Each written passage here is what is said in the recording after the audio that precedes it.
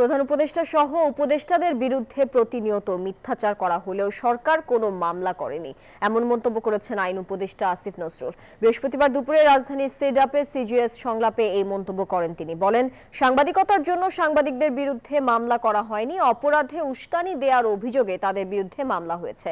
আরও বলেন, সাংবাদিকদের জামিন দেয়া না দেওয়ার বিষয়ে কখনোই আইন মন্ত্রণালয় থেকে হস্তক্ষেপ করা হয়নি। এ সময় প্রথম আলো ডেইলি স্টারের বিরুদ্ধে ক্ষোভ ঝেড়েছেন আইন উপদেষ্টা।